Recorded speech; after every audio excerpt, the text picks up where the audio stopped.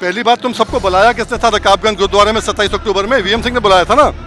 VM Singh कहने पे आए थे, आंदोलन चालू वीएम सिंह ने किया। और जब हम मिले उससे पहले, आंदोलन से पहले मिले राजनाथ सिंह से, तोमर जी से, सबसे मिले, हमने स्पष्ट किया था कि एमएसपी गारंटी कानून दे दोगे, ये 3 बिल इंफ्रक्चुअस हो जाएंगे, इनका मायने नहीं रहेगा। मेन तो ये था ना कि एपीएमसी जो ख़त्म हो जाएगी, कि आज 75 साल आज़ादी के बाद भी आज नौजवान को जीविका नहीं मिल रही है। नमस्कार, मेरे साथ इस वक्त मौजूद हैं किसान नेता वीएम सिंह, और यहाँ पर जंतर मंतर पर आए हुए हैं। हमेशा से एमएसपी की लड़ाई लड़ते हुए आए हैं वीएम सिंह, और किसान आंदोलन में भी एक मेजर रोल इन्होंने अदा किया था, लेकिन कुछ कारणों की वजह से वे बीच में ही जो है किसान आंदोलन उन्होंने छोड़ दिया था। सर, आप कहते हैं कि जो है वो तिरंगे का अपमान हुआ, इसलिए आपने किसान आंदोलन छोड़ दिया, लेकिन आपके जो समर्थक थे उस समय के, जो संयुक्त किसान मोर्चा में, वो कह रहे थे कि आप जो है ईडी, सीबीआई इन सब से डर गए थे कि सरकार आपके पीछे लगा ना दे, इसलिए। देखो, ऐसा है, जिसको बकवास करनी है किसी की ज़बान बंद नहीं कर सकते आप। उनसे पूछो तुम दिल्ली कैसे आए थे, तुम्हें दिल्ली का रास्ता किसने दिखाया था? पहली बात, तुम सबको बुलाया किसने था रकाबगंज गुरुद्वारे में 27 अक्टूबर में? वीएम सिंह ने बुलाया था ना। वीएम सिंह कहने पे आए थे, आंदोलन चालू वीएम सिंह ने किया। और जब हम मिले उससे पहले, आंदोलन से पहले मिले राजनाथ सिंह से, तोमर जी से, सबसे मिले, हमने स्पष्ट किया था कि एमएसपी गारंटी कानून दे दोगे, ये 3 बिल इंफ्रक्चुअस हो जाएंगे, इनका मायने नहीं रहेगा। मेन तो ये था ना कि एपीएमसी जो ख़त्म हो जाएगी। मेन तो वही था ना। जब आप कहोगे कोई इससे कम रेट नहीं दे सकता, एपीएमसी ले, अडानी ले, अंबानी ले, फ़र्क नहीं पड़ता। आज वही नेता, यानी प्राइवेट खरीद से कोई दिक्कत नहीं है। आज वही नेता जो उस समय बड़े नेता बन रहे थे, सरकारी नेता थे, 40 सरकारी संगठन के नेता थे, आज वही अडानी के सियालों के अंदर देके आए हैं गेहूं अपना। परहेज नहीं है ना। केवल उस समय वीएम सिंह से इसलिए था कि वीएम सिंह जो बात कर रहा है वो बात किसानों की है और हर किसान समझ रहा है। आज हमारे पास, उस समय अखिल भारतीय किसान संघर्ष समन्वय समिति में हम थे, और उस समय जो है एआईकेसीसी नहीं खड़ा किया था पूरा। बीच में से, खेल के बीच में से कुछ लोग कहते हैं हम वीएम सिंह को, राजू शेट्टी को बाहर निकाल रहे हैं। ठीक है, आपने नहीं छोड़ा, उन्होंने निकाला। अरे सुनो यार, खेल के मैदान में कप्तान किसी को बाहर निकालेगा या कप्तान को बाहर निकालेंगे? उनकी क्या मजाल बाहर निकालने की? पर हमने कड़वा घूंट पी लिया। हम नहीं चाहते थे उस समय कि विरोध हो जाए पैदा, जो सरकार चाहती थी कि एक विरोध हो जाए। तो पीसफुल एग्जिट लिया आपने? पीसफुल एग्जिट नहीं लिया। आज भी, पहले भी हम जब हम गए, हमने कहा एमएसपी गारंटी के लिए गांव-गांव के अंदर आंदोलन खड़ा किया। उसी दिन से यूपी में उसी जितने आए हैं सबने किया। 5-5 आदमी हर गांव में अमर अनशन पे बैठे थे कि एमएसपी के ऊपर गेहूं बेचेंगे अपना, और बेचा। जो हमारा लक्ष्य पहले था भी है। कल भी एक बड़ा आंदोलन होने वाला है जिसमें कक्का शामिल होंगे, डल्लेवाल शामिल होंगे, और वो भी एमएसपी गारंटी कानून के बारे में लड़ाई लड़ रहे हैं। तो डिफरेंसेस कहाँ आए? आप तो बहुत बड़े लंबे समय से एमएसपी के लिए लड़ रहे हैं और वो भी एमएसपी के लिए, तो डिफरेंसेस कहाँ आ गए? देखो, एमएसपी का शब्द किसने सीखा, कहाँ से सीखा, मुझे नहीं मालूम।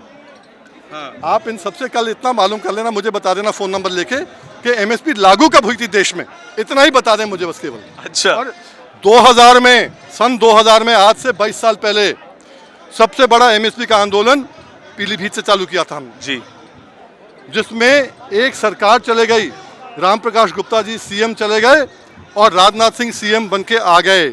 उसी के दरमियान फिर वार्ता के बाद किसान को पहली बार एमएसपी पे खरीद धान की चालू हुई। फिर भी जब उन्होंने गड़बड़ करी, हम कोर्ट में गए, सुप्रीम कोर्ट में और हाई कोर्ट में 2000 से लेकर 2003 तक लड़ते रहे, और उसी की बदौलत है कि 20 साल से खरीद हो रही है। वो हमें सिखाएंगे एमएसपी क्या होता है? ये तो वही लोग हैं जो कह रहे थे वीएम सिंह एमएसपी की बात कर रहा है, हमारा तो तीन कानूनों का विरोध है, एमएसपी का नहीं है, हम वीएम सिंह को बाहर निकाल रहे हैं। आज वही लोग आ गए हैं कि एमएसपी की बात करें, एमएसपी की बात करें। ट्यूबलाइट होती है ना, धीरे धीरे जलती है। अब इनकी बात समझ में आ रही है, धीरे समझ में आ रही है, अब हम क्या करें भाई? तो एक सवाल आप पे ये भी आता है कि संयुक्त किसान मोर्चा ने ये भी इल्ज़ाम कई नेताओं पे लगाए हैं कि वो बैक हैंड से सरकार से बातचीत चल रही थी और नेगोशिएशंस चल रहे थे, और आपको भी उसकी खबर थी, ऐसा कक्का और डल्लेवाल ने पर्सनली बताया है मुझे।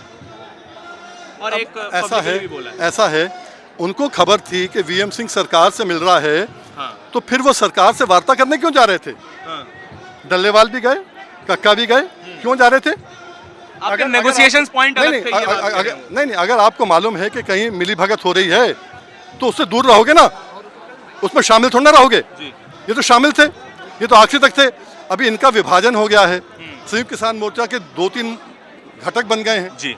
वैसे ही भारतीय किसान यूनियन के 2-3 घटक बन गए हैं। अब इनके जैसे लोगों को सच्चाई मालूम चल रही है, लोग इनसे खिसक रहे हैं। अब ये खिसके वो खिसके, हमें फर्क नहीं पड़ता उसका। हमारा पहले भी एमएसपी का आंदोलन था, एमएसपी गारंटी का कानून था। हमने तो पार्लियामेंट के अंदर राजू शेट्टी के माध्यम से बिल भी रखवाया था, पार्लियामेंट में प्रेसिडेंट से मिले थे, इस बिल के लिए सैंक्शन लिया था, 28 पार्टियों से साइन कराए थे। अरे इनको क्या मालूम इन लोगों को भाई, ये तो केवल ऐसा है कि जहाँ की हवा चली वहाँ चल दी है। अरे ऐसे किसान नेता बन गए हैं जिन्होंने कभी जिंदगी में खेती नहीं करी, आज किसान नेता हैं। योगेंद्र यादव जी पे इशारा कर रहे हैं सब पे है, बहुत है। एक योगेंद्र खेले नहीं है, मुझे बता मेधा जी ने खेती करी है, प्रतिभा ने खेती, अभी मेधा पाटकर जी ने तो करी। अभी नहीं, मेधा पाटकर जी ने खेती वालों के लिए लड़ाई लड़ी है। नर्मदा की जितनी लड़ाई उनने लड़ी है, शायद मैंने भी लड़ी होगी, उनने लड़ी है लड़ाई जी। पर खेती करने की बात कर रहा हूँ।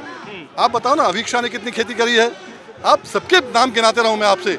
अरे छोड़ो, आज की बात करो कि आज इस आंदोलन में हम क्यों आए हैं, ये तो आपने पूछा नहीं।